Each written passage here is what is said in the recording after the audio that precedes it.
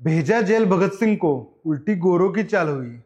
भेजा जेल भगत सिंह को उल्टी गोरों की चाल हुई और पहली बार देश में 116 दिनों की भूख हड़ताल हुई। अड़ा रहा वो जिसने सपने इनकलाब के देखे थे। अड़ा रहा वो जिसने सपने इनकलाब के देखे थे। उसके मूंछों के ताव के आगे घुटने मौत ने भी टेके थे। सरफरोशी की तमन्ना अब हमारे दिल में है। देखना है जोर कितना बाजूए कातिल में है। मग मित्रांनो, तुम्हाला समजलं असेल की आजचा आपला पॉडकास्ट कोणावर आहे? स्वर्गीय भगतसिंग यांच्यावर. आमचे मित्र प्रतीक पाटोळे यांनी भगतसिंगांवर एक फार छान पुस्तक लिहिलेलं आहे, शहीद ए आझम भगतसिंग. मग चला भगतसिंगांचा इतिहास थेट प्रतीक पाटोळे यांच्याकडनं जाणून घेऊया. सर, कॉन्ट्रोवर्सीपासून सुरुवात केली चालेल? चालेल, काय हरकत नाही. भगतसिंग हे लहानपणापासून गांधीजींना फार मानत होते.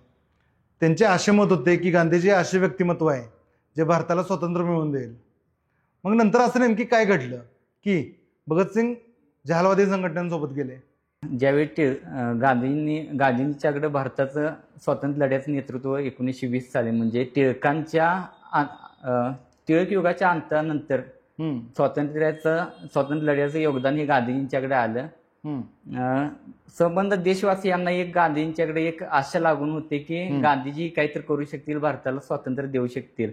कारण का त्यांनी वर्णभेदाविरोधात आफ्रिकेत दिलेला लढा असून दे, प्रचंड म्हणजे लोकांच्यात ते व्यक्तिमत्व उतरलेलं. गांधीजींनीही लोकांपर्यंत ती भावना पोचवलेली, स्वातंत्र्याची भावना, जी आजपर्यंत कोण पोचवू शकलं नव्हतं. प्रत्येक तळागाळातील प्रत्येक जण ह्या स्वातंत्र्यासाठी मैदानात उतरलेला, प्रत्येक जण द्वेषाने पेटून उठलेला. ती ताकद गांधीजींच्यात होती. त्यामुळे गांधींच्या नेतृत्वावर पूर्ण भारतभरातील लोकांनी पाठिंबा गांधीजींना दिलेला. त्यामध्ये क्रांतिकारक हे होते, त्यामध्ये अशफाकुल्ला खान असतील, रामप्रसाद बिस्मिल, चंद्रशेखर आझाद, अशा बड्या क्रांतिकारकांनी गांधीजींना पाठिंबा दिलेला आहे. त्यामध्ये भगतसिंगांसारखे शालेय वयातील तरुणीही ह्या गांधींच्या बाजूने उभा राहिलेले आहेत. गांधींचं असं मत होतं की तुम्ही मला पाठिंबा द्या, आता मी तुम्हाला स्वातंत्र्य मिळवून देतो. मग गांधीजींनी जे असहकार चळवळ उभी केली त्यामध्ये पूर्ण देशभरातील प्रत्येकाचा पाठिंबा होता. त्यामध्ये गांधीजींनी असहकार चळवळीमध्ये प्रत्येकाने शाळा सोडली, कॉलेज सोडली. मग ह्यामध्ये क्रांतिकारकांचंही पूर्ण योगदान होते. भगतसिंगांनीही त्याचे शालेय जीवनातली कॉलेज सोडून दिलेलं आहे आणि या स्वातंत्र्य युद्धात उतरलेला आहे. मग क्रांतिकारकांना किंवा देशवासियांना अपेक्षा होती की गांधीजी स्वातंत्र्य मिळवून देतील. त्यानंतर जे 1922ला जे चौरी चौरा हत्याकांड झालं त्यामध्ये 21 पोलिसांची हत्या केली. ह्या आंदोलनाला एक हिंसक वळण लागलेलं. त्यामध्ये पूर्ण हे हिंसक वळण चौरी चौरा पर्यंत जाऊन थांबलेलं नाही, तर तिथून हे पुढे भारतभर ही हिंसक वळण लागलेलं आहे आंदोलनाला. ज्यावेळी आंदोलनाला हिंसक वळण लागतं त्यावेळी ते आंदोलन मोडीत निघतं आणि निरपराध असणाऱ्या सामान्य लोकांचा यामध्ये जीव जाणार होता. इंग्रज पोलीस जरी असतील तर ते आपले भारतीय बांधवच होते. कारण काही इंग्रजांनी प्रत्येक इंग्रज अधिकारी किंवा इंग्रज हा पोलीस अधिकारी नव्हता, ते आपले भारतीय बांधव इंग्रज होते, पण जे खाली स्टाफ काम करणार होता तो मोस्टली भारतीय होता. मग आपल्याच माणसांची हत्या करून आपल्याला स्वातंत्र्य नको आहे असं गांधीजींचं मत होतं. किंवा उत्तर प्रदेशमध्ये असतील, सगळीकडे हिंसक वळण आंदोलनाला लागत होतं. मग गांधीजींनी असा निर्णय घेतला की आंदोलन थांबवायचे. त्यानंतर मग मोतीलाल नेहरू असतील, वल्लभभाई पटेल, चंद्रशेखर आझाद असतील किंवा सुभाषबाबू असतील, हे पूर्ण स्वातंत्र्य लढ्यातील नेते असतील गांधींच्यावर नाराज झालेले आहेत. मग गांधीजींनी हिंसक वळण लागू नये यासाठी ते आंदोलन थांबवलेलं. मग क्रांतिकारकांचेही पूर्ण हे झालं, आशाचा निराश झाला. क्रांतिकारकांचा जो आशावाद होता की गांधीजी स्वातंत्र्य मिळवून देणार आहेत आणि आपण त्यांच्या मागे उभा राहिलोय. मग निराशा झाल्यानंतर क्रांतिकारक तिथून बाहेर पडले आणि त्यांनी वेगळं संघटन चालू केलं. अहिंसक पद्धतीने जे आंदोलन चालू होतं किंवा गांधींच्या पासून फारकत घेऊन वेगळ्या विचारांनी वेगळ्या मार्गाने त्या ध्येयापर्यंत पोहोचण्याचा प्रयत्न क्रांतिकारकांनी केलेला आहे. असहकार आंदोलन, इनकॉपरेटिव्ह मुवमेंट, ह्याचा नेमकी मागचं धोरण काय होतं? कशा पद्धतीचं हे आंदोलन होतं? इनकॉर्पोरेट मुवमेंटमध्ये भारतीय जनतेनं पूर्णपणे इंग्रजांना सहकार करणं बंद करणे, इंग्रजांची आर्थिक नाडे आवळणे, यामध्ये इंग्रज सरकार प्रचंड अस्वस्थ झालेलं, भेदरलेल्या अवस्थेत इंग्रज सरकार होतं. ह्या अवस्थेत प्रचंड म्हणजे गल्लीपासून दिल्लीपर्यंत प्रत्येक भारतीय ह्या आंदोलनात उतरलेला आणि पहिल्यांदाच असं काहीतरी घडत होतं. यापूर्वी असं घडलं नव्हतं. पूर्ण देशभरातील प्रत्येक राज्यात, प्रत्येक प्रांतात, प्रत्येक जिल्ह्यात किंवा प्रत्येक गावातील प्रत्येक जण ह्या आंदोलनात उतरला नव्हता. गांधीजींनी हे घडवून आणून दाखवलेलं. त्यामुळे हे आंदोलन काही कारणास्तव चौरी चौरामुळे अयशस्वी ठरलं. पण भारतीय कशी एकवटू शकतात हे आंदोलनानं भारतीय जनतेला दाखवलेलं किंवा जगभरात हा नवा आदर्शवाद गांधीजींनी उभा केलेला. काही लोकांचे असे देखील म्हणणे आहे की जर गांधीजींनी ठरवलं असतं तर भगतसिंग यांची फाशी रोखू शकले असते. मग गांधीजींनी तेवढा प्रयत्न केला नाही का त्यांच्या प्रयत्नांना अपयश आलं? मुळात गांधीजींचा काय संबंध, गांधीजींचा संबंधच नाही भगतसिंगाची फाशी वाचवण्याचा, फाशीपासून वाचवण्याचा. भगतसिंगांना स्वतः जरी मनात आणला असतं तर तो त्याची फाशी थांबवू शकत होता. भगतसिंगाला स्वतः मरायचं होतं, देशासाठी बलिदान द्यायचं होतं. देशातील प्रत्येक मायमाऊलीच्या किंवा प्रत्येक शेवटच्या माणसापर्यंत ती स्वातंत्र्याची आग प्रत्येकाच्या मनात पेटावी हे भगतसिंगाचे हेतू होता त्यामागचा. मग त्यासाठी भगतसिंगाची सुद्धा शेवटपर्यंत जगण्याची इच्छा होती. पण देशाच्या स्वातंत्र्यासाठी किंवा देशासाठी, इथल्या मातीसाठी आपल्याला आता मरावं लागेल या भावनेतून भगतसिंगानं फाशीसाठी स्वतः फाशी दिली. इंग्रज सरकारने भगतसिंगाला वाचवावं, जिवंत ठेवावं का मरण द्यावं इथपर्यंत आतबल झालेलं. इंग्रज सरकारलाही त्यानं सोळकी करून सोडलेलं. इंग्रज सरकारही आश्वस्त देत होतं की ह्या माणसाला फाशी द्यावी की नको. फाशी दिलं तरी भारतीय जनता पेटून उठणार आहे, फाशी नाही दिलं तरी भगतसिंग गप बसणार नव्हता. भारतीय जनतेत ती चेतना निर्माण करत होता. त्याच्या डावपेचांमुळे इंग्रज सरकार अस्वस्थ झालेलं. फाशीची शिक्षा होण्यापासून वाचवण्यासाठी गांधीजींनी बरेच प्रयत्न केलेले इतिहासात आढळतात. त्याचे पुरावे देखील आहेत. मुळात ते भगतसिंगालाच फाशी थांबावी हे मान्य नव्हतं. भगतसिंगाच्या वडिलांनी सुद्धा फाशी थांबवण्यासाठी प्रयत्न केलेला आहे. इंग्रज सरकारला दयेचा अर्ज देऊन माझ्या मुलाला वाचवा हे किसन सिंगांनी, भगतसिंगांच्या वडिलांनी पत्र पाठवलेलं आहे. त्यानंतर हे जेव्हा भगतसिंगाला समजलं तेव्हा भगतसिंग प्रचंड अस्वस्थ झालेला आहे आणि त्यांना वडिलांना उद्देशून पत्र लिहिलंय की हे जे तुम्ही केलंय हे एका दुसऱ्या व्यक्तीने केलं असतं तर मी विश्वासघातापेक्षा कमी लेखलं नसतं. ज्या अर्थी भगतसिंग वडिलांना फाशी थांबवण्यापासून थांबवतोय त्या अर्थी मग गांधीजी कोण होते? भगतसिंगांना स्वतः मनात आणलं असतं तर ती फाशी थांबवू शकला असता. त्यानंतर भगतसिंगाची फाशी थांबवली असती तर व्हाईसरॉयच्या जरी मनात होतं तरी सुद्धा व्हाईसरॉय सुद्धा फाशी थांबवू शकत नव्हते. कारण का इंग्रज सरकारमधील अधिकाऱ्यांचा, पोलिसांचा त्याला प्रचंड विरोध होता. भगतसिंग हा देशद्रोही आहे असं त्यांचं म्हणणं होतं. यांना आपल्याला प्रचंड त्रास दिलाय त्यामुळे ह्याला जिवंत ठेवायचं नाही, फासावरच द्यायचं असं इंग्रज अधिकाऱ्यांचा, पोलिसांचा गव्हर्नरवर दबाव होता. त्यामुळे ती फाशी थांबवू शकत नव्हती. भगतसिंगांनी जे स्लोगन लिहिलं त्या स्लोगनमध्ये कुठंतरी उल्लेख आहे, सरफरोशी की तमन्ना अब हमारे दिल में. सरफरोश म्हणजे आम्ही मारायची तमन्ना तर आमच्या मनात आहे, फक्त आता बघायचे की देखना है जोर कितना बाजू आहे कातिल में, की पुढच्या व्यक्तीमध्ये तेवढा दम आहे का आम्हाला मारायला. त्यांच्या त्या स्लोगन मध्ये पण ते वाक्य आहे. निश्चितच भगतसिंगांना जतीन दास यांचे जेव्हा मृत्यू झाला, शहीद झाले जतीन दास, तेव्हा सुद्धा त्यांना म्हणलेलं आहे की आमची मरायची इच्छा आहे, आम्ही देशासाठी, इथल्या मातीसाठी कायम मरणारच आहे, मारणार याच्यात किती दम आहे बघूया. असं देखील ऐकण्यात आहे की गांधीजी आणि आयवर यांच्यामध्ये अशी डील झाली होती की तुम्ही आयवर्स पॅक्टवर साईन करा आणि आम्ही फाशी थांबवतो. मग त्या अर्थानं गांधीजींनी आयवर्स पॅक्टवर साईन देखील केली. पण त्या ऑर्डरमध्ये आयवरनं असा शब्द घातला की पॉलिटिकल प्रिझनर्स यांची फाशी फक्त थांबवा. गांधीजींना वाटलं की सगळ्यांचीच फाशी थांबणार, त्यात भगतसिंग देखील आहेत. पण तसं नव्हतं. आयवरनं चालबाजी केली आणि त्यानं फक्त पॉलिटिकल प्रिझनर्सची फाशी थांबवली. हे नेमकी काय घडलं ते सांगा. बरोबर आहे. राजकीय आंदोलनामध्ये जे सहभागी झालेत कैदी त्यांना फाशीपासून थांबवतो. मग त्यामध्ये हजारो कैद्यांना त्यांनी इंग्रज सरकारनं मुक्त केलेलं आहे. त्यामध्ये भगतसिंग हे राजकीय मध्ये न जाता त्यांनी हत्या घडवून आणली अशा आरोपाखाली आयरूंचं म्हणणं होतं की आम्ही ही फाशी थांबवू शकत नाही. भगतसिंगांना असं का वाटत होतं की अहिंसेच्या मार्गाने आपल्याला स्वातंत्र्य मिळू शकत नाही?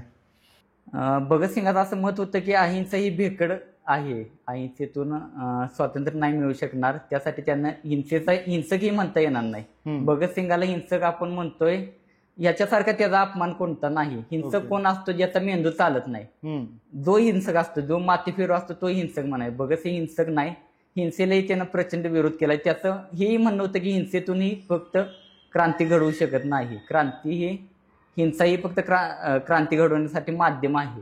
नक्कीच.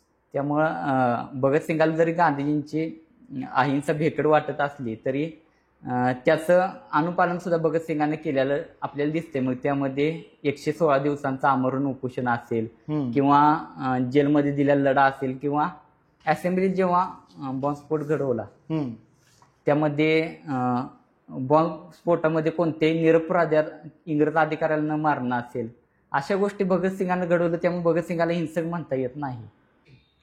आपला पुढचा प्रश्न पुणे जिल्ह्यातील राजगुरुनगरमधील दीपक सातकर यांचा आहे. त्यांचा प्रश्न असा आहे की जसं पंजाबमध्ये प्रत्येक गव्हर्नमेंट ऑफिसमध्ये भगतसिंग यांचा फोटो आहे, प्रत्येक जिल्ह्यामध्ये भगतसिंग यांचं स्मारक आहे, तसं आपल्या महाराष्ट्रात राजगुरू यांचं का नाही? राजगुरू जे इंग्रजांच्या विरोधात एक फार मोठे शार्प शूटर म्हणून ओळखले जात होते, त्यांचा इतिहास जपण्यात आपण कुठेतरी कमी पडलो असं तुम्हाला वाटत नाही का? मुळात आपण आपला इतिहास जपलेला नाही. बरेच क्रांतिकारक झाले, विचारवंत झाले, त्यांना समजून घेणे सुद्धा आपण फार कमी पडतोय. मुळात भगतसिंगाचे फोटो वगैरे हे का असतात तर प्रेरणा घेण्यासाठी असतात. मुळात ते माणूस व्यक्तिमत्व समजून घेतलं पाहिजे. आणि भगतसिंगाने त्यावेळी क्रांतिकारकांचं नेतृत्व केलंय. ज्या पद्धतीने छत्रपती शिवाजी महाराजांचं महाराष्ट्रात नाव घेतलं जातं त्या पद्धतीनं पंजाबमध्येही भगतसिंगाचं नाव घेतलं जातं. त्यामध्ये आपण शहीद राजगुरू असतील त्यांचे कार्यकीर्द किंवा त्यांचं जे योगदान होतं ते आपण लोकांपर्यंत पोहोचवण्यासाठी कमी पडलो असंही म्हणता येईल. आपल्या स्कूल लाईफमध्ये देखील हिस्ट्रीमध्ये आपल्याला भगतसिंगांवर फक्त एक पॅरेग्राफ शिकवला जातो. आता मी HSC मधनं SSC स्टेट बोर्डमधनं माझं शिक्षण झाले. अख्ख्या इतिहासाच्या पुस्तकात फक्त भगतसिंगांवर एक पॅरेग्राफ होता. मग असं वाटत नाही एवढं मोठं व्यक्तिमत्व ज्यांना भारताच्या इतिहासात एवढं मोठं कॉन्ट्रीब्युशन दिले त्यांच्याबद्दल फक्त आपण एक पॅरेग्राफ ठेवतो? मुळात भगतसिंग सविस्तर इतिहास भारतीय स्वातंत्र्य लढ्याचा किंवा भारताचा इतिहास सविस्तर मांडणं पाठ्यपुस्तकातून शक्य नाही. त्यामुळं छत्रपती शिवाजी महाराजांच्या बद्दलही तितकंच तोटकं लिखाण आहे, महात्मा गांधींच्या बद्दलही तितकंच तोटकं लिखाण आहे. मुळात इतकंच का आम्हाला एकच चॅप्टर काय किंवा एकच पॅरेग्राफ काय ह्यामध्ये न पडता आपण स्वतः किती इतिहास समजून घेतोय, इतिहास समजून घेण्याचा प्रयत्न करतोय हेही पाहणं फार गरजेचं आहे. मुळात आपणच इतिहासाकडे फार मोठं दुर्लक्ष केलंय. त्यामुळे आपण वैयक्तिक प्रगती आपली साधू शकत नाही किंवा देशाची, समाजाची, कुटुंबाची कसलीच प्रगती साधू शकत नाही इतिहास आपल्याला माहीत नसल्यामुळं. तुम्ही देखील सिव्हिल इंजिनियर आहात. तात्यासाहेब कोरे कॉलेजमधनं तुमचं सिव्हिल इंजिनिअरिंग पूर्ण झाले. मग मला सांगा तुमची ह्या भगतसिंगला कडे इन्स्पायरेशन कशा पद्धतीने झालं? तुम्ही भगतसिंगच्या कोणत्या गोष्टींमुळे इन्स्पायर झाला की तुम्ही त्यांच्यावर एक पुस्तक लिहू शकला? मुळात भगतसिंग हा प्रत्येक भारतीय तरुणाचा किंवा जगभरातील तरुणाचा आत्मा असला पाहिजे. कारण का त्यानं जगण्याची, लढण्याची प्रेरणा दिलेली आहे आणि आजपर्यंतही देता आलाय. भगतसिंग शालेय जीवनात असताना भगतसिंगाविषयी जास्त काही वाचलं नव्हतं. लहानपणी शहीद सुखदेव, राजगुरू, भगतसिंग हे 3 तरुण फासावर गेले इतकंच माहित होतं. त्यानंतर बरेच प्रश्न असे दिसत होते की समोर भगतसिंगाला गांधीजींनी वाचवलं नाही किंवा अशाच पद्धतीने फक्त वार्ता कानावर पडायच्या, ह्याच्यापेक्षा जास्त पलीकडे जाऊन वाचलं नव्हतं. शालेय कॉलेजच्या जीवनात असताना 20-22व्या वर्षी भगतसिंग 23व्या वर्षी फासावर गेलेलं कळालं. आमच्याच वयाची 22-23 वर्षाचे मुलगा किंवा क्रांतिकारक ही 22-23 वर्षाचीच आहेत, ह्याच्यापेक्षा मोठी नाहीत. इतके लहान क्रांतिकारक देशासाठी फासावर जातात.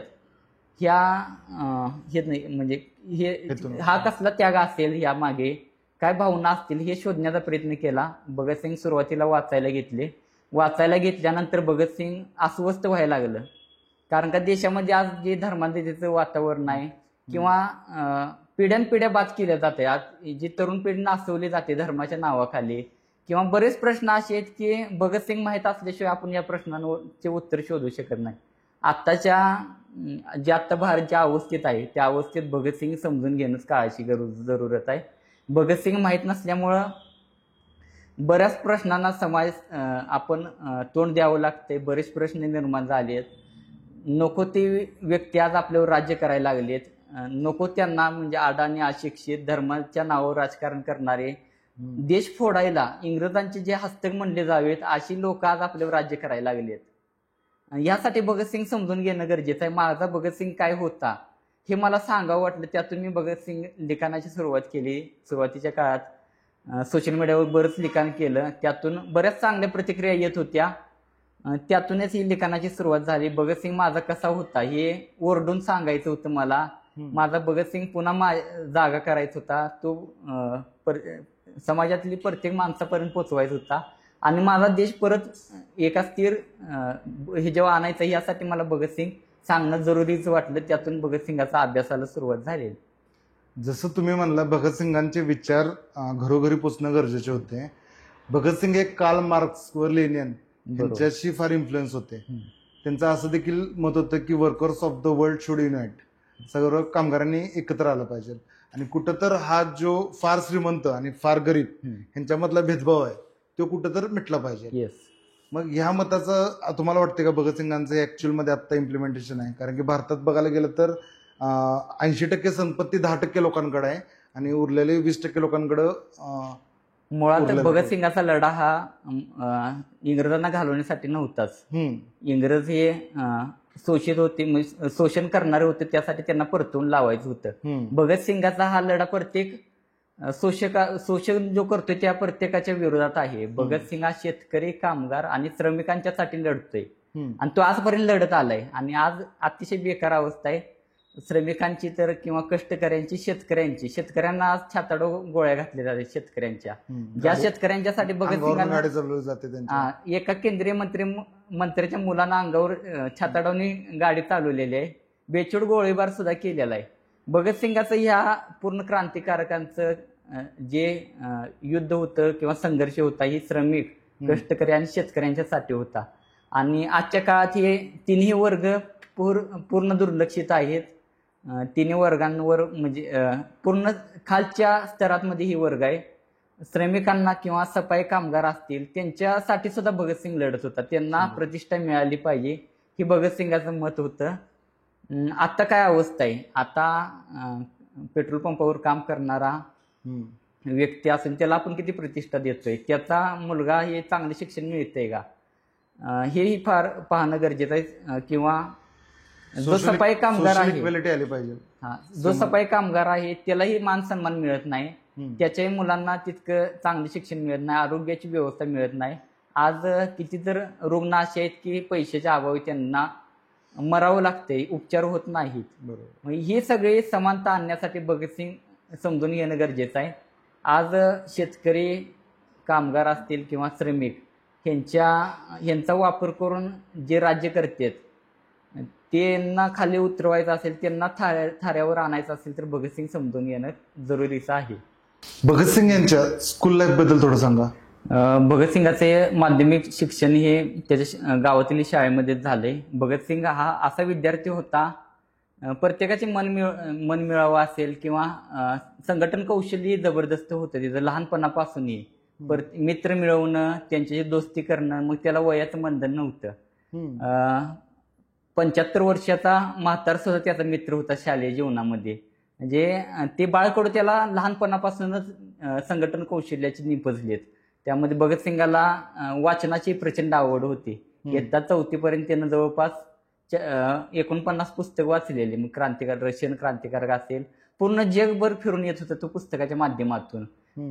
हे एक त्याच्या क्रांतिकारी जीवनासाठी फार मोठं वाचन त्याचं असल्यामुळं फार मोठं योगदान आहे. त्यामध्ये भगतसिंगाचं इयत्ता 5वी पासूनचं पुढचं शिक्षण हे स्वामी दयानंद आल्गो विद्यालय DNV कॉलेजमध्ये झालेलं आहे. भगतसिंगाच्या वडिलांनी आर्य समाजाचे किंवा सुधारणावादी विचारांचे होते. अशा सुधारणावादी विचारांच्या कॉलेजमध्ये भगतसिंगाचं ऍडमिशन सरदार किसन सिंगांनी म्हणजे भगतसिंगाच्या वडिलांनी भगतसिंगाला तिथं दाखल केलेलं आहे. तिथेही त्यांनी त्याची रुची ही राजकीय, सामाजिक, भौगोलिक किंवा अर्थशास्त्र ह्या विषयांमध्येच होती.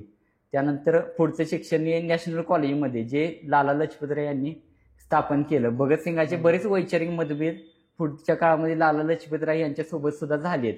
पण लाला लजपतराय यांनी जे स्थापन केलं विद्यालय, त्या विद्यालयामध्ये भगतसिंगाचं शिक्षण झालं किंवा त्याला क्रांतिकारक सहकार्यही बरेच त्याला नॅशनल कॉलेजमध्ये मिळालेले आहेत. नॅशनल कॉलेजची स्थापना कधी झाली तर ज्यावेळी असहकार चळवळीमध्ये सरकारी शाळांवर बंदी घातली किंवा बहिष्कार भारतीय जनतेने टाकला, त्यावेळी लाला लजपत राय यांनी नॅशनल कॉलेजची स्थापना केलेली आहे आणि तिथून क्रांतिकारकांची एक पिढी घडवलेली आहे. भगतसिंग यांचे वडील व त्यांचे आजोबा त्यांच्या स्वातंत्र्यामधल्या कॉन्ट्रीब्युशन बद्दल आम्हाला थोडं सांगा. भगतसिंगाचे आजपर्यंत आपल्याला भगतसिंग माहित आहे फक्त. भगतसिंग माहित असून फक्त भगतसिंग बॉम्ब आणि पिस्तूल इथपर्यंतच मर्यादित आहे. पण भगतसिंगाच्या सामाजिक, सांस्कृतिक या क्षेत्रामध्ये प्रचंड योगदान आहे. त्याचबरोबर भगतसिंगाच्या कुटुंबाचंही फार मोठं योगदान आहे स्वातंत्र्य लढ्यामध्ये. भगतसिंगाला क्रांतीचा वारसाही फार मोठा लाभलेला आहे.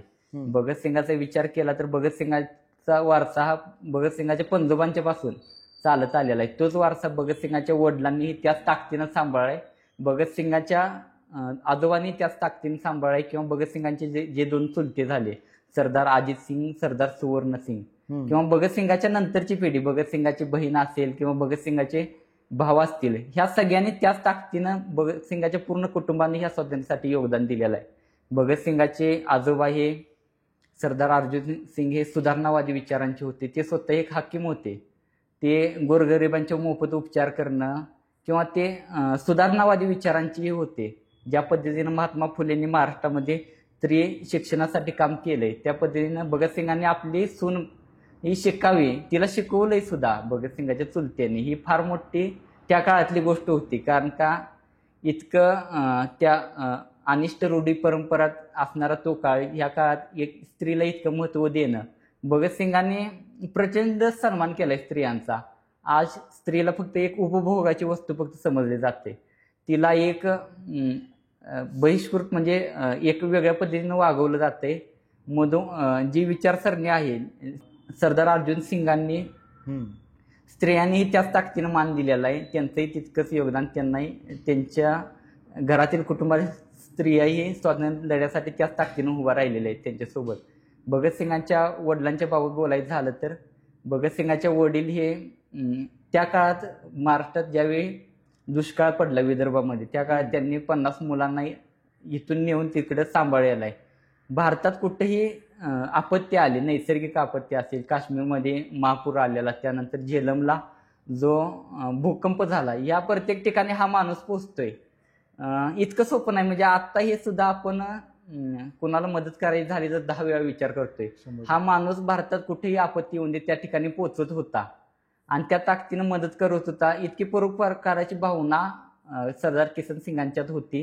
हीच भावना भगतसिंगाच्यात सुद्धा उतरलेली दिसते. भगतसिंग आज आपल्याला फक्त बॉम्ब, पिस्तूल इथपर्यंतच माहीत आहे. त्या पुढे जाऊन भगतसिंग सामाजिक कार्यात सुद्धा होता. त्यानं पूरग्रस्तांना क्रांतिकारी सहकार्यांच्या सोबत मदत केलेली आहे. कानपूरला ज्यावेळी भगतसिंग होता त्यावेळी कानपूर गंगेला पूर आलेला, प्रचंड महाकाय पूर आलेला, त्यावेळी त्यांना अन्नछत्र भगतसिंगांना चालू केलं. तिथं भगतसिंग पूर्ण आस्थेनं एकवटून तिथं काम करत होता. माझ्या प्रत्येक भारतीय बांधवाला ज्यावेळी तो संकटात आहे त्यावेळी मी मदत केली पाहिजे ह्या भावनेतून तो मदत करत होता. भगतसिंगाच्या चुलते वडील असतील, हे स्वातंत्र्यातलं फार मोठं योगदान आहे, ते विसरणं हे अतिशय खेदाची गोष्ट आहे. भगतसिंगाच्या चुलत्यांच्या बाबतीत सुद्धा बोलायचं झालं तर भगतसिंगाचे चुलते सरदार अजित सिंग यांनी इंग्रज सरकारला सोळ की पोळ करून सोडलेलं आहे. इंग्रज सरकारला अक्षरशः नामोहरण केलेलं.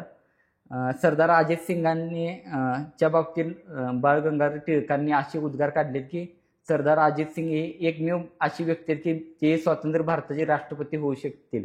हे उद्गार सरदार अजित सिंग 25 वर्षाचे असताना काढलेले टिळकांनी. म्हणजे यावरून सरदार अजित सिंगांच्या बुद्धिमत्तेचा किंवा शौर्याचा आपल्याला कल्पना येईल. आणि तेच सरदार सुवर्ण सिंग जे भगतसिंगांचे धाकटे चुलते होते, त्यांचंही तितकंच योगदान आहे. त्यांनाही इंग्रजांनी कैद केलं, जेलमध्ये त्यांच्या प्रचंड छळ केला. त्यातूनच त्यांना क्षयरोगाची लागण झाली आणि वयाच्या 25व्या वर्षी ते शहीद झालेले आहेत. आणि त्यानंतर भगतसिंगाचे जे लहान 2 भाऊ आहेत, सरदार कुलतार सिंग आणि कुलबीर सिंग, यांचे फार मोठे योगदान आहे. दुसऱ्या महायुद्धानंतर 1939 ते 1945 या काळात त्यांना सुद्धा इंग्रज सरकारनं कैद केलेला आहे. काँग्रेसच्या जोरकस मागणीनंतर त्यांना सोडवण्यात यश मिळालेलं आहे.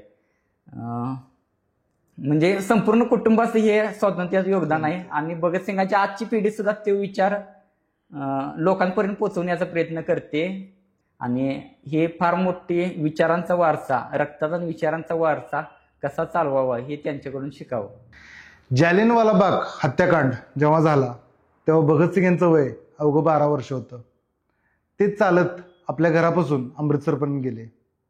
या गोष्टीचा भगतसिंगांवर काय इम्पॅक्ट झाला की त्यांनी आपलं पूर्ण आयुष्य स्वातंत्र्यासाठी निछावर केलं. रोलेक्ट ऍक्ट इंग्रज सरकारनं आणलेलं, त्याला पूर्ण भारतीयांनी विरोध करण्यासाठी प्रदर्शनं निदर्शनं भारतभर चालू होती. यातूनच सभाबंदीचा आदेश असताना जालियनवाला बागेमध्ये 10,000 पेक्षा जास्त देशभक्त जमले. त्यांनी जी सभा चालू होती, अशा सभेला जनरल डायर या पोलीस अधिकाऱ्यांना कोणतीही पूर्वकल्पना न देता बेछूट गोळीबार केला. त्यामध्ये त्या गेटला बघितलं असतं तर आधी छोटा दरवाजा एंट्री आहे, त्या एंट्रीमधून हजारो देशभक्तांना मग पळापळ सुरू झाली. त्यामध्ये काही जणांचा गुदमरून मृत्यू झालाय. जालियनवाला बागेमध्ये एक विहीर होती, त्या विहिरीमध्ये सुद्धा पडून काही जणांचा मृत्यू झालाय. त्यामध्ये 400 पेक्षा जास्त लोक मारले गेलेत. मग भगतसिंग प्रचंड संवेदनशील होता. इतका संवेदन आज अशी अवस्था आहे की आज परवा दिवशी एरोप्लेनची जी घटना घडली त्यानंतर जवळपास 250 लोक आपले मारले गेले. त्यामध्ये 250 लोक मारले गेले तरी सुद्धा आज आपली लोक हसतात त्याच्यावरती. म्हणजे हे आज आपल्यातली संवेदना काय आहे. भगतसिंगाची ती संवेदना होती, माझे भारतीय मेले तर मी त्या ठिकाणी जाऊन बघणार. मग भगतसिंग त्या ठिकाणी चालत गेलेला आहे. तिथून माती उचलून त्यानं शपथ घेतल्या की मी माझ्या भारतीयांना स्वातंत्र्य मिळवून देणार, इंग्रजांना परतवून लावणार. ती माती घरी घेऊन आलाय. भगतसिंगाची बहीण अमरकौर यांना ती दाखवलेली आहे. आणि मलाही त्या दिवशी तो भावुक होऊन मलाही देशासाठी स्वातंत्र्य मिळवून द्यायचं ही शपथ त्याने घेतली. सर, आपला पुढचा प्रश्न विशाल सरोदे यांचा आहे. 1929 मध्ये भगतसिंग व त्यांचे सहकार्य बटुकेश्वर यांनी लेजिस्लेटिव्ह असेंब्ली ऑफ इंडिया, जे सध्या दिल्लीमध्ये आहे, इथे बॉम्ब ब्लास्ट केला. भगतसिंगचं म्हणणं असं होतं की ते साऊंड बॉम्ब होते, त्यात एक्सप्लोजिव्ह जास्त प्रमाणात नव्हते. ब्रिटिश गव्हर्नमेंटचं असं म्हणणं होतं की नाही, ते ॲक्च्युअलमध्ये एक्सप्लोजिव्ह बॉम्ब होते. व त्यांनी एक स्लोगन पण दिला तेव्हा, बहरों को सुनाने के लिए धमाके की जरूरत होती, टू मेक द डेफ हर्ड एक्सप्लोजन इज नेसेसिटी. या पूर्ण प्रसंगाबद्दल थोडं आम्हाला डिटेलमध्ये सांगा. सॉन्डर्सच्या हत्येनंतर क्रांतिकारक पसार होते. क्रांतिकारक इंग्रजांच्या हातावर तुरी देऊन पसार झालेले. क्रांतिकारकांचा कसला नामोनिशान नव्हता. इंग्रज सरकार हे काळे जास्त कायदे आणत होते, इथल्या भारतीयांची कुचंबना करण्याचा प्रयत्न करत होते. त्यामध्ये इंग्रज सरकारनं कामगार विवाद कायदा आणि सार्वजनिक सुरक्षा विधेयक हे 2 कायदे आणण्याचा प्रयत्न केला. त्या कायद्याअंतर्गत भारतीयांची कुचंबना व्हावी, त्यांच्यावर अन्याय अत्याचार व्हावेत असे धोरण इंग्रज सरकारचं होतं. त्यामध्ये सार्वजनिक सुरक्षा कायद्याअंतर्गत भारतीयांना कसलाच बोलण्याचा अधिकार नव्हता. कुणालाही फक्त संशयावरून अटक केली जाऊ शकत होती, त्यांना शिक्षा दिली जाऊ शकत होती. कसल्याही न्यायालयात कोणताही न्याय होणार नव्हता. किंवा कामगार विवाद कायदा असेल, त्या कायद्याअंतर्गत कामगारांचाही आवाज दडपण्याचा प्रयत्न केला जाणार होता. कामगारांना बोलण्याचं स्वातंत्र्य नव्हतं, त्यांचा उपोषण करण्याचा अधिकार हिरावून घेण्यात येणार होता. कामगारांनी उपोषण केलं तर ते देशद्रोहाचा खटला दाखल होणार होता. मग हे भगतसिंगांसारख्या क्रांतिकारकांना हे सगळं लक्षात येणार होते. ह्या सगळ्या गोष्टींवर त्यांचा अभ्यास होता. क्रांतिकारकांनी असं ठरवलं की ह्या कायद्यांना विरोध केला पाहिजे. लालाजींची हत्या झाली, त्या हत्येबद्दलही भारतीय जनतेला जागं केलं पाहिजे. जी जनता भारतीय जनता निर्दिष्ट अवस्थेत आहे, झोपलेल्या अवस्थेत आहे, अशा जनतेला जागं केलं पाहिजे. क्रांतीची प्रेरणा, क्रांतीची आग प्रत्येकाच्या हृदयात पेटवली पाहिजे. या हेतूने हिंदुस्थान रिपब्लिक सोशलिस्ट असोसिएशनच्या क्रांतिकारकांनी मीटिंग घेतली. त्या मीटिंगमध्ये असेंब्लीमध्ये बॉम्ब टाकण्याचा निर्णय घेण्यात आला. त्यातून कुणालाही मारण्याचा उद्देश नव्हता. इंग्रज सरकारनं बरेच आरोप केले की हा बॉम्ब इंग्रज सरकारला मारण्यासाठीच होता, माणसांना मारण्यासाठीच होता. पण इतके प्रचंड व्यवस्था, म्हणजे सुरक्षेची अभेद्य व्यवस्था त्यावेळी असेंब्लीमध्ये होती. म्हणजे आत्ताचे जे संसद भवन आहे तेच त्यावेळीच्या असेंब्ली. प्रचंड सुरक्षा त्या ठिकाणी होती. त्या सुरक्षा भेदून भगतसिंगांसारखे क्रांतिकारक त्या ठिकाणी पोचलेत. यामध्ये काँग्रेसचे एका आमदारांनी त्यांना ह्या कामी मदत केलेली आहे. त्यांना पासेस देणं असू दे, बऱ्याच गोष्टी त्यांनी केलेल्या आहेत. म्हणजे त्या आमदारांचं नाव त्यांनी जाहीररित्या घेणं टाळलं, कारण का त्यांनाही पुढे त्रास होणार होता या गोष्टींचा. ही क्रांतीची आग प्रत्येक भारतीयांच्या मनामध्ये पोचवण्यासाठी मोठा आवाज करण्याची गरज आहे. मग ते फ्रेंचचे क्रांतिकारक वेल्ला म्हणून होते, त्यांनी अशाच पद्धतीनं बॉम्ब टाकून तिथल्या जनतेला जागा केलेलं. तेच धोरण, त्याच पावलांवर पाऊल टाकत भगतसिंगांनीही किंवा त्यांच्या सहकारी क्रांतिकारकांनी असेंब्ली बॉम्ब टाकण्याचा निर्णय घेतला. मग असेंब्ली बॉम्ब टाकायचा निर्णय घेतल्यानंतर तिथं बॉम्ब टाकण्यासाठी कोण जाणार? क्रांतिकारकांची ज्यावेळी बैठक झाली त्या बैठकीत असा निर्णय घेण्यात आला की भगतसिंग आणि आझाद या दोघांनी बॉम्ब टाकण्यासाठी जाऊ नये, कारण का क्रांतिकारी चळवळीचं नेतृत्व ही दोघं जण करत होते. भगतसिंग काहीही न बोलता शांत राहिला आणि त्यानं सांगितलं की मी बटुकेश्वर दत्त आम्ही दोघं जण असेंब्लीमध्ये जातोय. असेंब्लीत जाणं सुद्धा इतकं सोपं नव्हतं. असेंब्लीत जाणं म्हणजे मरण होतं.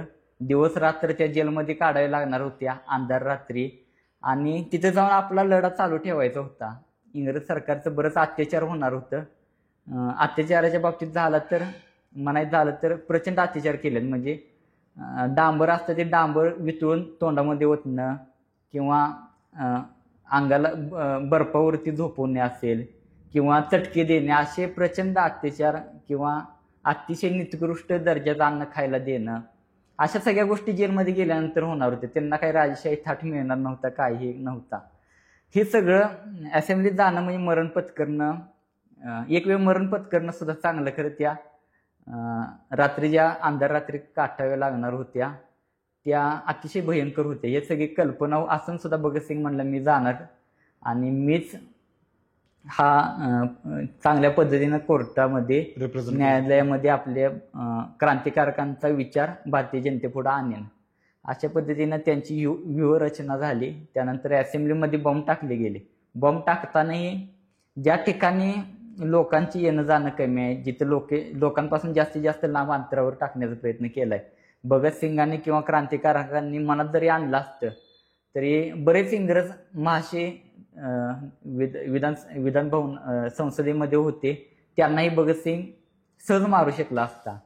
बॉम्ब बनवताना सुद्धा कमी तीव्रतेचं बनवलेले, त्यातून कसलीही मानसिक शारीरिक हानी कोणाची होऊ नये. क्रांतिकारक ही मानवतेवर प्रचंड प्रेम करायचं होतं. प्रत्येक मानवाचा जीव त्यांच्यासाठी महत्वाचा होता. त्यामुळेच तुम्हाला आणखी एक गोष्ट सांगावी वाटते की ज्यावेळी सॉन्डर्सची हत्या झाली त्यावेळी भगतसिंग प्रचंड मनातून अस्वस्थ झालेला. मी 2 माणसांच्या हत्येत सहभागी आहे याचं त्याला प्रचंड दुःख होत होतं. तो शांत झालेला. वास्तविक पाहता भगतसिंग खरोखर हिंसक असता तर सॉन्डर्सची ज्यावेळी हत्या केली त्यावेळी तो आनंद व्यक्त केला असता, कारण का तो पोलिसांच्या पासून सुटून आलेला. त्याला कसलंच भय नव्हतं की आपल्याला पोलिसांना सापडण्याचं सुद्धा कसलंच कारण नव्हतं, कारण का तो त्यातून सुटून आलेला. पण त्यानं तो आनंद न व्यक्त करता दुःख व्यक्त केलं, शांत बसला. पण एका पोलीस अधिकाऱ्याला म्हणजे जे शोषण करते त्या व्यवस्थेचा एक सॉन्डर्सचा भाग होता, म्हणून त्याला आम्ही मारला असं भगतसिंगाचं म्हणणं होतं. अशा पद्धतीने ती मानवतेवर प्रचंड क्रांतिकारक प्रेम करत होते, त्यामुळे माणूस मारण्याचा हा हेतू नव्हताच. पण इंग्रज सरकारने एक देशद्रोही किंवा क्रांतिकारकांची एक वेगळी इमेज लोकांच्या तयार व्हावी यासाठी त्यांच्यावर असे आरोप केले. भगतसिंगांनी ज्यावेळी बॉम्ब टाकले त्यावेळी 2 पत्रकही त्यासोबत फेकले. त्या पत्रकामध्ये बॉम्ब टाकण्याचा काय उद्देश होता ते सगळं पूर्णपणे त्यामध्ये त्यांनी ते लिहिलेलं होतं. ती पत्रकं पूर्ण शहरभर किंवा तो विचार पूर्ण देशभर त्यावेळी पसरलेला आहे. भगतसिंग असेंब्ली बॉम्बस्फोट करण्याच्या आधी 5 दिवस आधी भगतसिंग जाऊन स्वतः दिल्लीच्या एका फोटोशॉपमध्ये फोटो काढून घेतलेला आहे. तो फोटो आजही आपण बघतोय. तो वयाच्या 21व्या वर्षी फोटो काढलेला, आजही तो अजरामर झालेला आहे. तो फोटो याच्यासाठी काढलेला की आपण आजही बघतोय की बातमीसोबत एखादा फोटो असेल तरी जास्त लोकांना इफेक्टिव्ह वाटते, लोकांना वाचावं वाटते. त्यामुळे भगतसिंग आणि बटुकेश्वर दत्त त्यांनी 5 दिवस आधी असेंब्ली जाण्याच्या ते फोटो काढलेले आहेत आणि ते फोटो असेंब्ली बॉम्बस्फोट झाल्यानंतर पूर्ण देशभर पसरलेले आहेत आणि भगतसिंगला पूर्ण देशानं बघितलेला आहे आणि ती क्रांतीची आग प्रत्येक भारतीयाच्या मनात पेटलेली आहे. आणि भगतसिंगाला एक न्यायालयाचं व्यासपीठ मिळालं की तिथून आपण आपले विचार क्रांतिकारकांचे लोकांपर्यंत पोहोचवू शकेन. भगतसिंगचं या टास्कला जाणं सगळ्यात जास्त महत्वाचं होतं, कारण की जो प्रोपोगंडा वॉर आहे जे न्यायालयात घडणार होता तो सगळ्यात चांगल्या पद्धतीनं भगतसिंग स्वतःच लीड करू शकत होते, कारण त्यांचं वाचन तेवढं होतं व त्यांना ते नियम कायदे माहीत होते जे त्यांनी विदेशातलं वाचल्यामुळे. भगतसिंग हा दुश्मनांची भाषा जी इंग्रजी असते, जेव्हा पण भगतसिंगांना स्वयंअध्ययनातून प्रभुत्व मिळवलेलं, इतकी साधी सोपी वयाच्या 23व्या वर्षी इतका प्रचंड 22-23 वर्षाचा माणूस प्रचंड वाचतोय, ज्या वकिलांनाही इतका जबरदस्त युक्तिवाद करायला जमणार नाही अशा पद्धतीने त्यांनी इंग्लिशमध्ये तो युक्तिवाद केलेला आहे. भगतसिंगने बॉम्ब टाकताना स्लोगन दिलता इन्कलाब जिंदाबाद. हे इन्कलाब जिंदाबाद स्लोगनचा अर्थ काय आहे? इन्कलाब म्हणजे एका चांगल्या समाजाची निर्मिती. इन्कलाब असा स्पेसिफिक कोणत्याही शब्दाचा अर्थ नाही आणि हे सुद्धा भगतसिंगांनी सुद्धा मान्य केलंय. पण इन्कलाब ही ऊर्जा देणार आहे. इन्कलाब म्हणजे नवीन समाज रचना बनवणं, क्रांती घडवणं. क्रांती ही लोकांना चांगली व्यवस्था देणं असेल किंवा चांगलं जगणं देणं असेल, हे जगणं म्हणजे इन्कलाब. आणि जो अन्यायाचा प्रचंड प्रखर विरोध म्हणजे इन्कलाब, आणि तो प्रत्येकाच्या मनात इन्कलाब आहे. भगतसिंगाचा हाच इन्कलाब आपण प्रत्येकाच्या हृदयात उतरवणं गरजेचं आहे. भगतसिंग यांची केस कोर्टात कोणी लढली व त्यांचे जे मित्र होते बटुकेश्वर, त्यांची केस कोणी लढली? भगतसिंगाची केस म्हणजे भगतसिंग किंवा क्रांतिकारकांनी न्यायालयानं त्यांना विचारलेलं की तुमची केस लढण्यासाठी कोण देणार आहे का? मग भगतसिंगानं स्पष्टपणे नकार दिलता की माझी केस मीच वैयक्तिक लढणार. त्यामध्ये सुरुवातीच्या काळात भगतसिंगांचे सहकारी असफ अली यांनी ते केस लढण्यासाठी त्यांना सहाय्य केलंय. भगतसिंगाचं म्हणणं होतं की मला फक्त मदतीसाठी सहकार्य करण्यासाठी एक वकिलाची नेमणूक करावी. त्यामध्ये ते असफ अली होते. काकोरी लूटबद्दल आम्हाला थोडं सांगा. काकोरी लूटमध्ये कोण कोण क्रांतिकारी सहभागी होते त्यांच्याबद्दल देखील सांगा. कोणतीही चळवळ राबवायची असेल तर पैशाची आवश्यकता होती. मग त्यासाठी क्रांतिकारकांनी जे धनाढ्य लोक होते, पैशाने उन्मादलेली लोक होती, त्यामध्ये भारतीय व्यापारी काही जण होते, जे काही जण इंग्रज सरकारचा हस्तक म्हणून सुद्धा काम करणारी लोक होती. अशा लोकांच्या घरावर दरोडा टाकलेला आहे. त्यामध्ये बरेच गैरसमजुतीचं पण वातावरण होत होते दरोडा टाकल्यानंतर, कारण पैसे गोळा करून चळवळी सांभाळायच्या होत्या. पण भारतीयांच्यात एक वेगळा संदेश जात होता. त्या संदेशाद्वारे क्रांतिकार हे लुबाडणारे आहेत किंवा लुटारू आहेत असे इंग्रज सरकार सुद्धा तो संदेश भारतीय जनतेपर्यंत पोहोचवत होतं. त्यातून मग भारतीय जनता जी क्रांतिकारकांच्या सोबत उभा राहायची ती विरोध दिशेने जात होती. मग अशा लुटी संदर्भात बरेच म्हणजे क्रांतिकारकांच्या बाबत भारतीय जनतेनं सुद्धा समजा एका गावामध्ये लूट करायची आहे तर त्या लुटीत तिथल्या गावकऱ्यांनी क्रांतिकारकांना पकडून देण्याचा प्रयत्न केलाय, त्यांना धरून देण्याचा प्रयत्न केलाय. मग अशा सगळ्या घटनांमुळे क्रांतिकारक ही अस्वस्थ होते. आपण आपल्याच लोकांची लूट न करता इंग्रज सरकारला लुबाडूया, लुबाडूया म्हणजे त्यांची संपत्ती आपण घेऊया, अशा हेतून काकोरी येथील रेल्वेतून जो खजिना जाणार होता तो लुटण्याचा निर्णय घेतला. त्यामध्ये अशफाकुल्ला खान असतील किंवा रामप्रसाद बिस्मिल असतील, त्यानंतर चंद्रशेखर आझाद असे 13 ते 14 क्रांतिकारक त्या लुटीमध्ये सहभाग घेतलेला आहे. त्या लुटीनंतर बऱ्याच क्रांतिकारकांना 40 ते 50 क्रांतिकारकांना पकडण्यास इंग्रज सरकार यशस्वी झालंय. त्या लुटीमुळे जी हिंदुस्थान रिपब्लिक असोसिएशनची जी पहिली टीम होती 1923ला, जी हिंदुस्थान रिपब्लिक असोसिएशन होती, ती पूर्ण बडतर्फ झाले. त्या सगळ्या क्रांतिकारकांना इंग्रज सरकारला पकडण्यात यश आलं. त्यामुळं ती चळवळ तिथं थांबलेली पूर्ण. त्यामध्ये फक्त कुंदनलाल आणि चंद्रशेखर आझाद सुटू शकले. बाकीच्या क्रांतिकारकांना फाशी झालेली आहे. त्यामध्ये अशफाकुल्ला खान असतील, रोहन सिंग ठाकूर असतील, रामप्रसाद बिस्मिल असतील. सर, तुम्ही आता HRAचा उल्लेख केला, हिंदुस्थान रिपब्लिक असोसिएशन. व HSR आहे, हिंदुस्थान सोशलिस्ट रिपब्लिकन असोसिएशन, या दोन्हीमध्ये फरक काय आहे? हिंदुस्थान रिपब्लिक असोसिएशन ही संघटना रामप्रसाद बिस्मिल ही पहिल्या फळीतील क्रांतिकारकांची होती. त्या पहिल्या फळीतील क्रांतिकारकांच्यावर काकोरी कटानंतर फासावर गेले रामप्रसाद बिस्मिल. मग ती पूर्ण जबाबदारी दुसऱ्या फळीतील क्रांतिकारकांची आली, म्हणजे भगतसिंगांच्या फळीतील क्रांतिकारकांच्यावरती आली.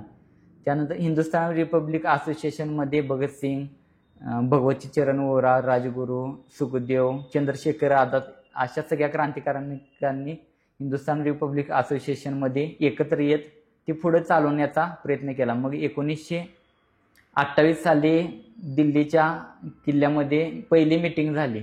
त्यामध्ये पूर्ण क्रांतिकारी चळवळींना एकत्र आणण्याचा प्रयत्न केला. मग पंजाबमध्ये युगांतर दल असेल, या सगळ्या क्रांतिकारी चळवळींना त्याद्वारे एकत्र आणायचं होतं. हिंदुस्थान रिपब्लिक असोसिएशनचं नाव भगतसिंगांनी बदलण्याचा निर्णय घेतला. त्यामध्ये समाजवाद हा शब्द म्हणजे सोशलिस्ट हा शब्द भगतसिंगांनी आणण्याचा प्रयत्न केला. कारण का क्रांतिकारी चळवळीला एक वैचारिक वळण द्यायचं होतं, ते भगतसिंगांना देण्याचा प्रयत्न केला.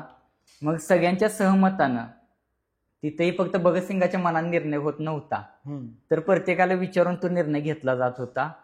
हा निर्णय पूर्ण क्रांतिकारकांनी निर्णय घेतला की सोशलिस्ट म्हणजे समाजवाद हा शब्द आपल्या संघटनेत आला पाहिजे. मग हिंदुस्थान रिपब्लिक सोशलिस्ट असोसिएशन ह्या नावाने ती संघटना पुन्हा उभी राहिली.